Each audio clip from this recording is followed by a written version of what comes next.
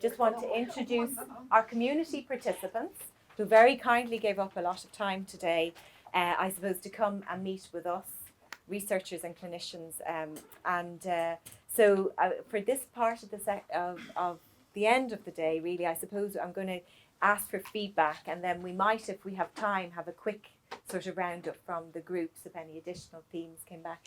So maybe I thought I might just start off by asking people to kind of introduce themselves and say what their interest in this area is. So okay, I'm Charlotte's dad. Charlotte's a 12-year-old fantastic little girl who has a few things going on: Dravet syndrome, hemifacial microsomia, and autism, and she also has a learning disability on the cusp of mild, moderate, that type of thing. And I'm fascinated by the whole idea of genetics and all that sort of stuff. I've been following these guys for a while now, and they just keep asking me back, so I just decided to get back. I'm learning stuff all the time, so I'm fascinated by the research today and the effect it's going to have on people who aren't born yet. And I'm interested in seeing us getting along to provide better solutions for the problems that we have right now, that we don't have solutions for right now. Okay, that's me done. Hello everyone, my name is Anne. I'm Anne Lawler, and my daughter is Anya, and she will be 36 this year. And when Anya was 6, I was told she was mildly mentally retarded, but they didn't know why. And when she was 15, the FISH test was introduced here in Ireland, and she had a genetic test, and to my huge surprise, I was told she had a rare condition called DiGeorge syndrome, which was caused by the deletion on the 22nd chromosome. The diagnosis didn't give me anything other than a reason for all her issues, because I was left with no care. Hadn't much care before it, but I certainly hadn't got any more care after it. And by care, I mean psychosocial care. I don't mean medical checks or, your heart is okay and we'll check your ears and all of that. That's being done and still being done on an ad hoc basis. So in I can't even remember when it was, I went to an international conference in France, I think it was 2006 maybe, and to my astonishment again, I discovered that actually this was a really well-researched condition. 2,000 research papers, and I heard back-to-back presentations, and it's just so overwhelming, this condition. It's a multi-system. You're all nodding your head, so you all know it. And for a multi-system condition, I think we need a multi-system approach to it. And I also think we need care over the lifespan.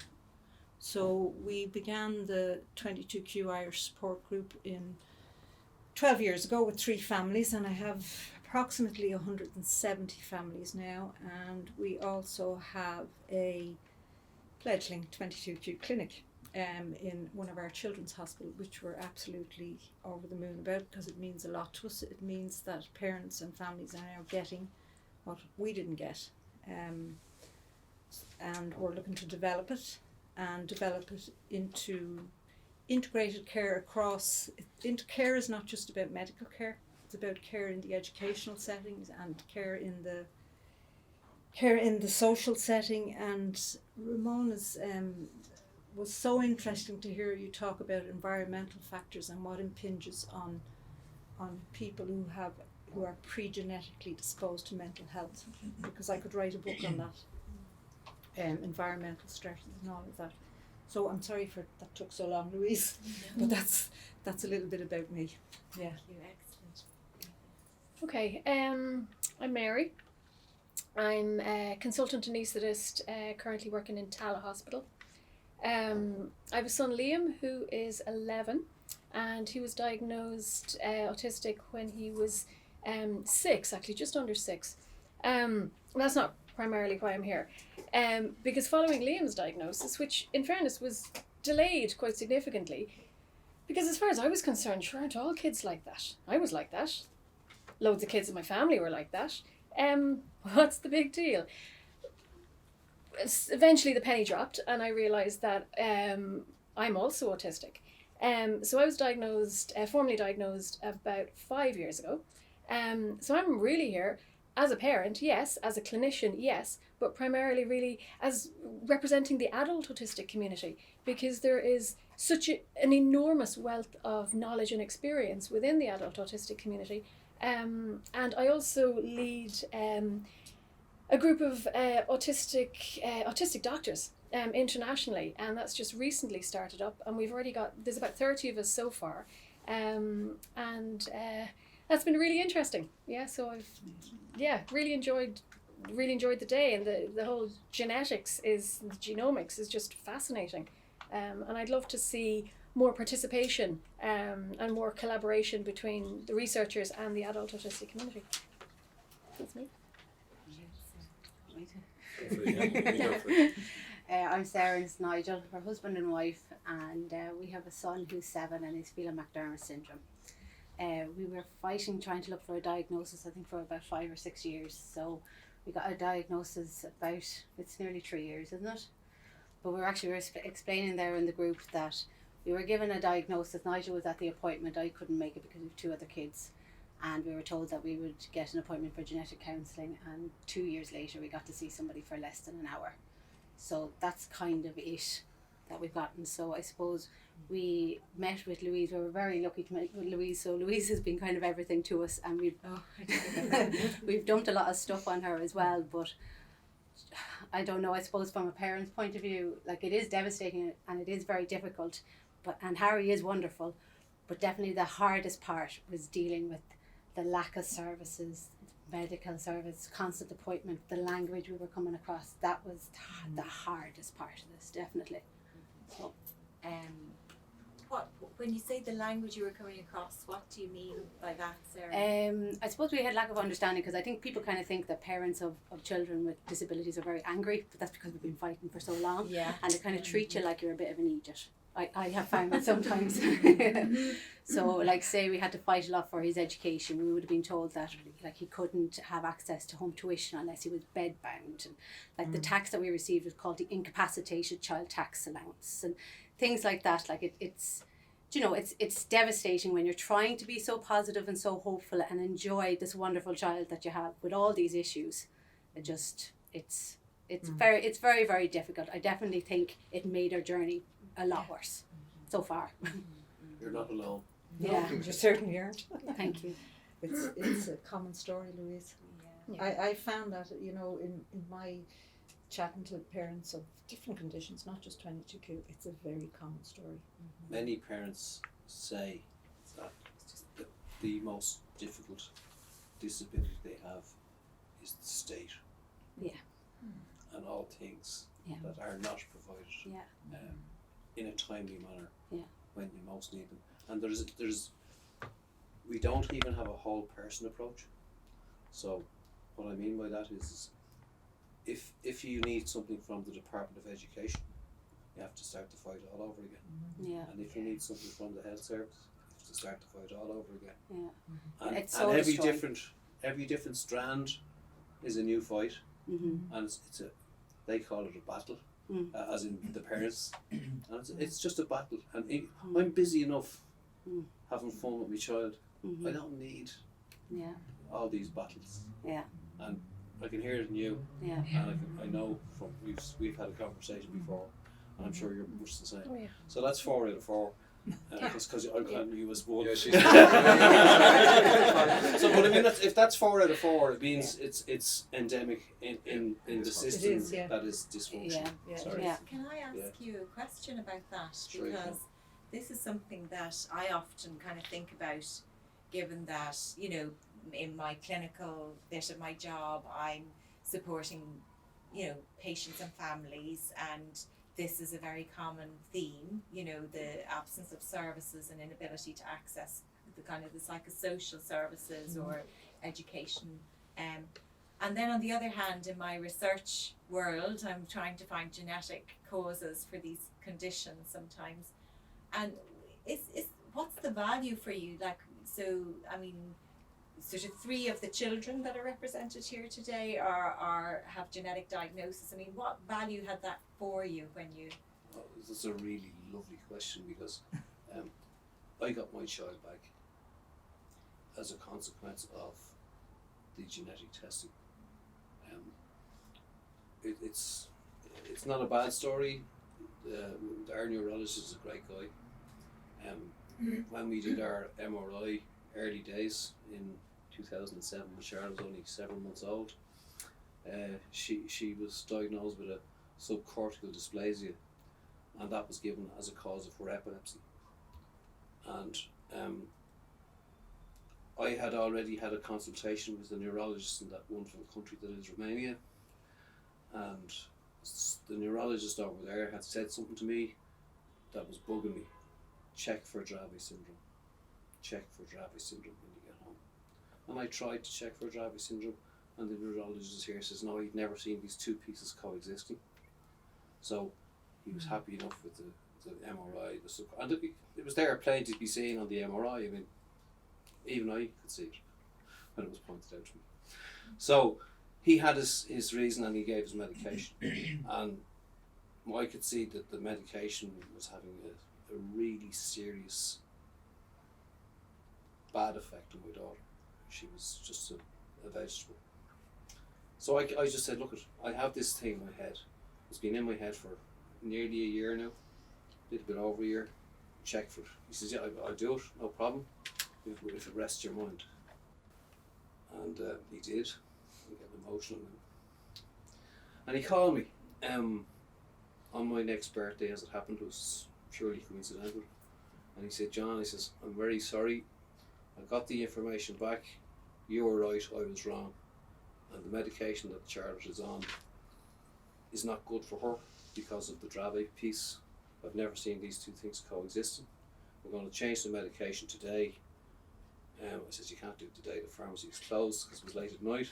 We laughed, and we changed the medication the following day. And within 5 days, I had my baby back. So it's really that easy. That's why I'm here. So there you are. That's my story. That's her story too. Yeah, thanks for sharing that. It's okay.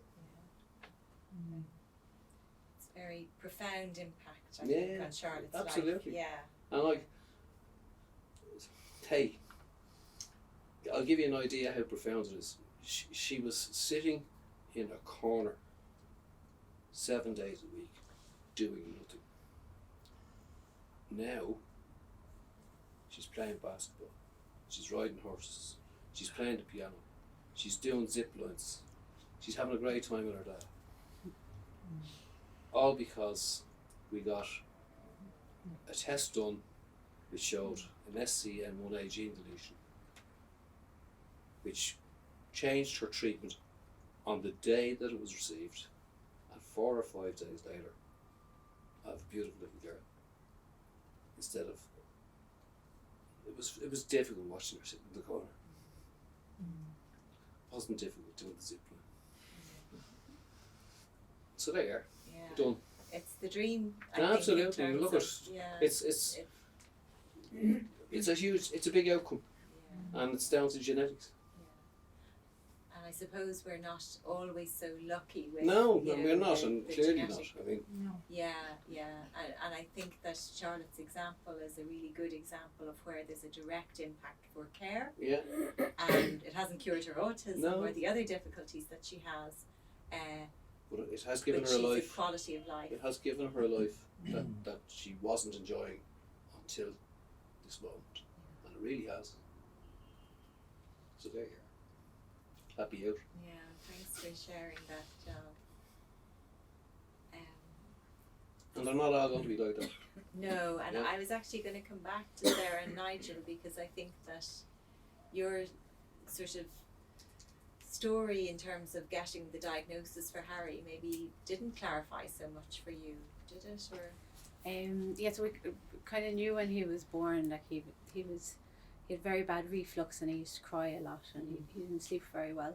So we just knew in our heart that there was something, something was wrong. And he was diagnosed with 13 other diagnosis before we finally got the correct diagnosis. So we fought so hard to get a diagnosis. Like, it really did take about 5 years, and we went through teams and teams of doctors, and we did lots of tests. And I think there was always a fear there that, is there something we're not doing? Is there something we're not trying? Is something serious around the corner that we could be preventing now that we can't? So when we got the correct diagnosis, it's just being able to stop. Like, I know we still had everything else, but at least it was like I could stop reading all the medical papers, Googling everything I had seen. I researched, I looked into everything, because we were told he had muscle dysplasia, he had cerebral palsy, he had Sanford syndrome, all this, and we had, like, I researched so much, wasn't sleeping at night, and then it was just basically for a year just going, oh, I don't have to look at any more medical papers. Or so now it's like trying to train myself in, or both of us, in occupational therapy, speech and language therapy, and all that stuff that we're not getting. Yeah. But you said Sarah took 2 years off work to research and try and solve the issue, and or solve our child, I suppose. And then when you get a diagnosis that you, not that you can't solve, but it's I suppose there's no solution and there's no outcome going to be any different than, otherwise he's always going to have a deletion, so he's always going to have these problems. So then when you know, it's not that you just stop, but you sort of can breathe again, and you can think about where you're going next. yeah, maybe you know what to look for. you know what you know where you're going next. It's a bit like, and I'm not trying to take away from your piece, but the autism piece of Charlotte, there's no solution to that either. And the relief that we got just for having the diagnosis of itself, and we had to do all the things that you're doing, the speech and language therapy and the occupational therapy and all that sort of stuff, because it's not being done outside the home. But it's there for us as well.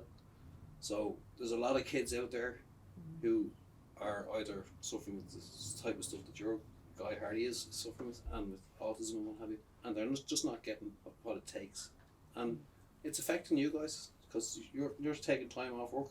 It's affecting me. I stopped work. My full-time work now is Charlotte.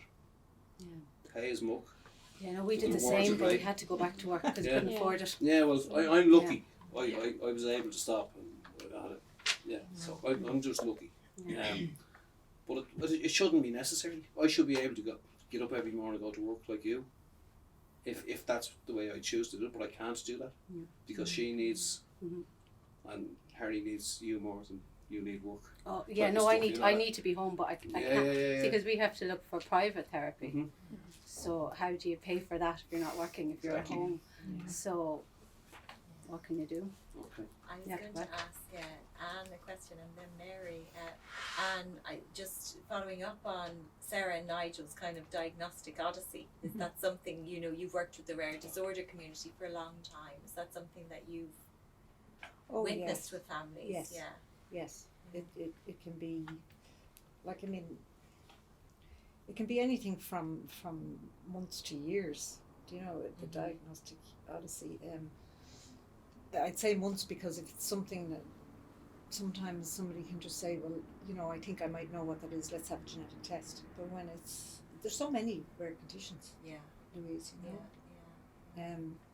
but going back to get to the diagnosis and getting one of the brilliant things about getting a diagnosis is finding your community then. And linking in them with a whole network of other parents and families, because they just have so much valuable information. I find that every year when we have our conference, it's an amazing experience to have all these parent experts, exchanging all this knowledge and information that's really practical. So it's a good thing. Great point. Yeah. It is. I know it's a great point because I used it when I needed it, and when I say when I needed it, I mean recently after we had our diagnosis, we linked in with all the people who've been down that path just before us. And now I'm 8-10 years in. I'm doing the advocacy bit or the helping bit because I got it in when I needed it, and I nearly have an obligation to give what I got.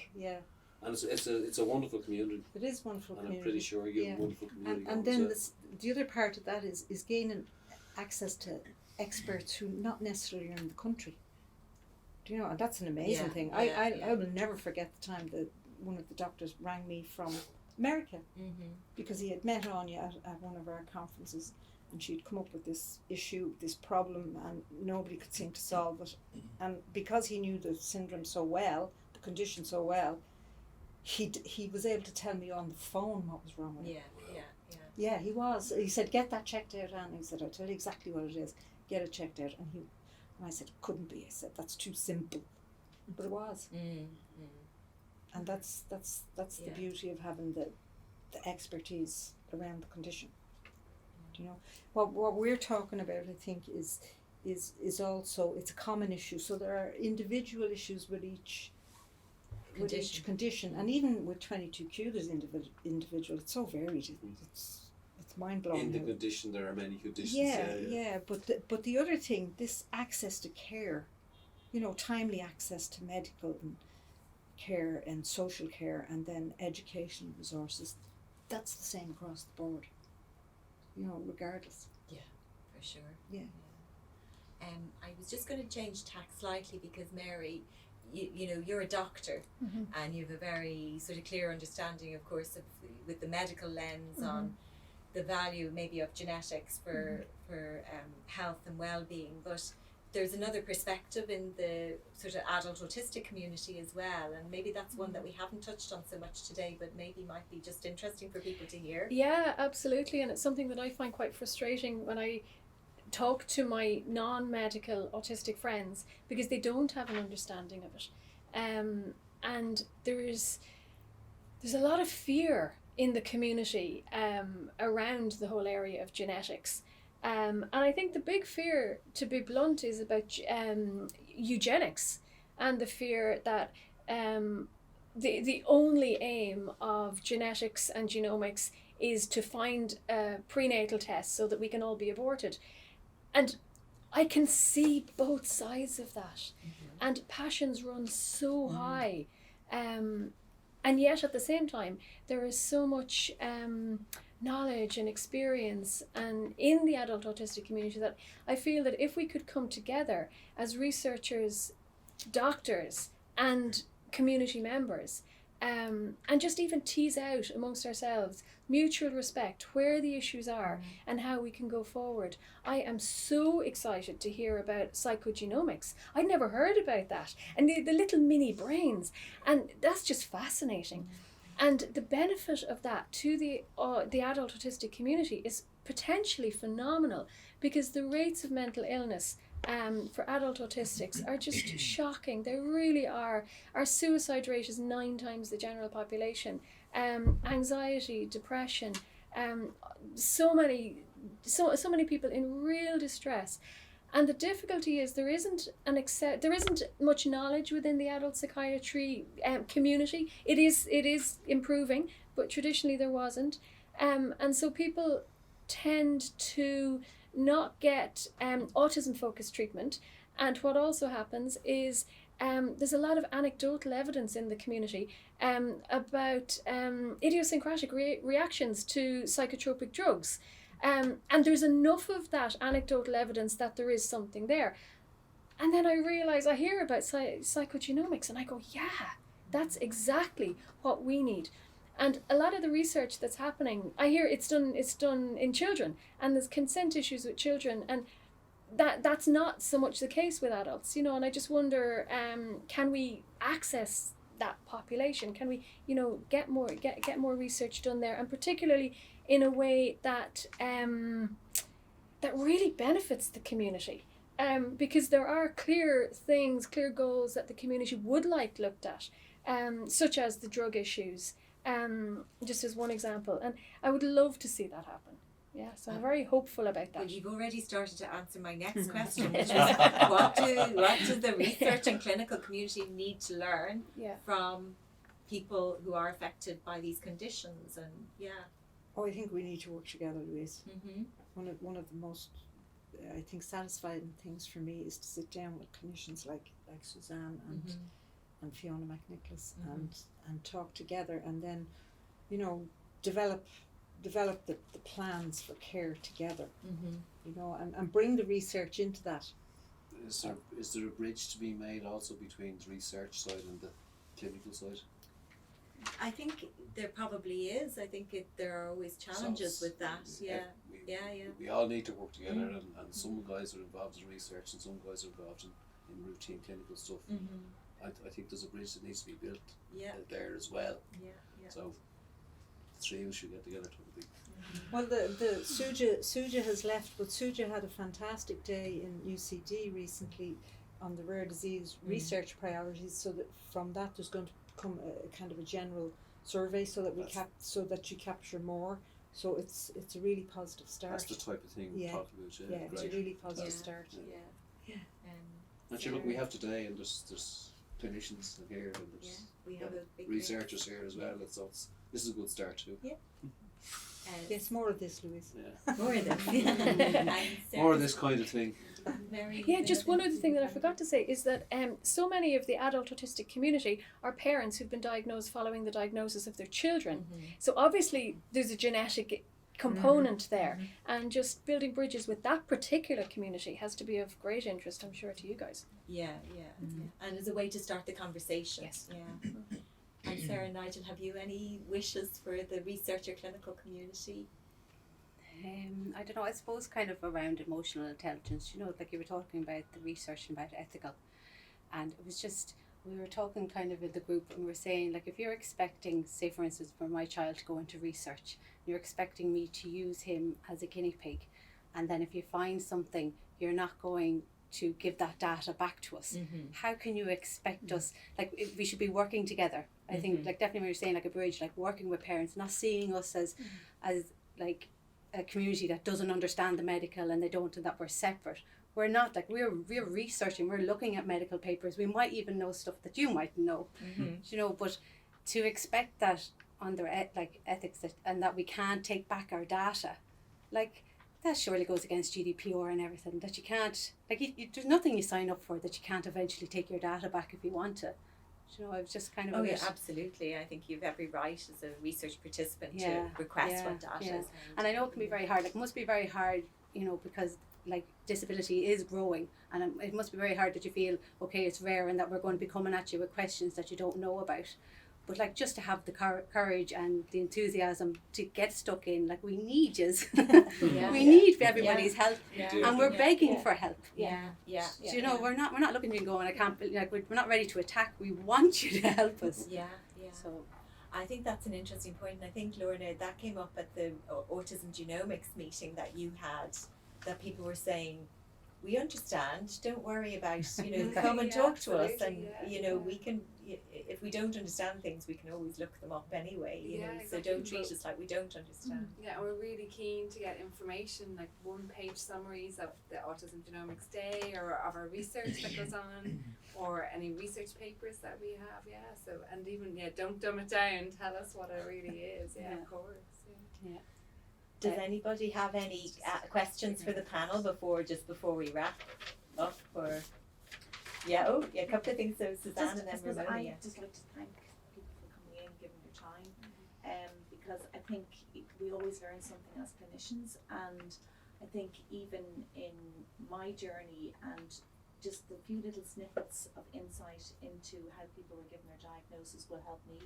So even sort of that term, being able to find your community, you know, I think is really important, or to be able to, you know, because parents say, why should I get a genetic test done, or what, you know, will it make a difference? Well, if you can say, well, other parents have said to me, you know, I'll be able to find my community, or it means I won't have to keep researching, and I won't keep having to keep going around to doctors and testing. So I think, you know, even though you know, you're saying, well, we're the clinicians, but actually you are telling us more than that'll help us for other families, you know. I agree. Like you were saying that. Yeah, and I think just to, you know, it sort of echoes what you're saying, or sort of is the other point in return to what you're saying about you need the research community and the clinicians, but we need you, you know, so it is a process of engagement as well, And Ramona, you have a question. Well, again, thank you all so much. This is also useful for us, and we're obviously trying to learn and be better and support families even better than we're already doing. So I suppose my question was, what was the least useful, but probably more importantly, what was the most useful thing that a health professional ever told you, so that we can perhaps. Oh my goodness. That's terrible, we all laughed. You can all remember very well. Can we answer that over dinner? I can answer that. Was the Walk most away. useful thing I ever was that I was told it wasn't my fault. Yeah, and I blamed myself all the time, every little thing, and to just be told, like, medically actually isn't your fault. That's huge. I think the Yeah, least it is. useful from the autism point of view was that you were given a diagnosis and you were given an assessment of needs, and then you were left to your own devices with no information as to what to do next. And I found that extremely difficult. On the one hand, on the other hand, I'm a very determined man, and I know people and I talk to people and I'm not afraid to ask, and we did okay despite that. The most most useful thing I was told was, I'm sorry, I made a mistake. So there you go. Thank you. I think the most useful thing for me to hear at this stage, and I'm quite a ways down the road now, Louise. The most useful thing for me is to hear, let's work this out together, or let's work on this together. It's that word together. And the most useful other thing that was ever said wasn't actually said to me, it was said to Anya. Because she's a Special Olympian bowler, and she did something. She's bone issues, so she did something to a bone here. But the nurse, and she was rare actually, this person, because we went in and she immediately gave Anya the value of being, training very hard for her Special Olympics. She recognised that this injury, it was a small injury, but it was really big to her. She gave her the time. She made sure she rang us the next day. She got us in to take another x-ray, just in case. And that was most useful, to be treated, for my daughter to be treated like a person. The true international athlete that she was.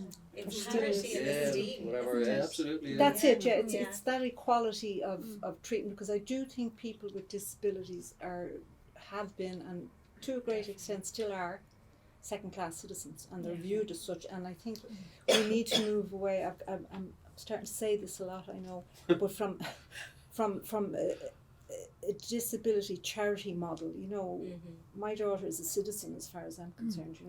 She was born. It's not her fault. She was born with this genetic condition. So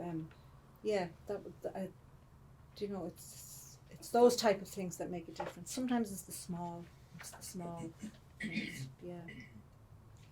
For me, I think the least useful thing I was ever told was when I was suffering quite significant anxiety, and described this to my consultant psychiatrist at the time, and I was told, well, your anxiety is part of autism, that's just par for the course, you'd expect that.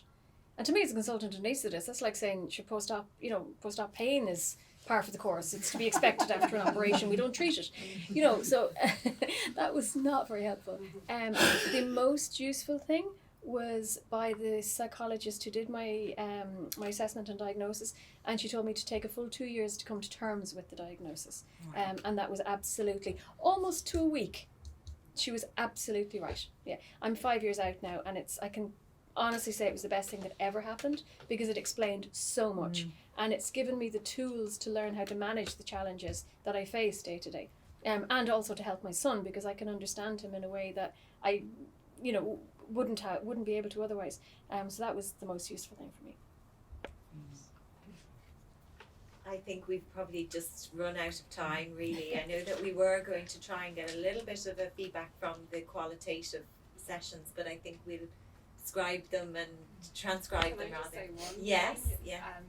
From a researcher's point of view, I'm so humbled and grateful for everything you've said today and all the discussions we've had, and I think involvement and participation is so integral to the whole research life cycle, and I really hope that that's the future. I know it hasn't always been in the past, but also I think it's going to be really hard work to incorporate everything together, but I hope like days like today could be a really good start, and hopefully keep in touch.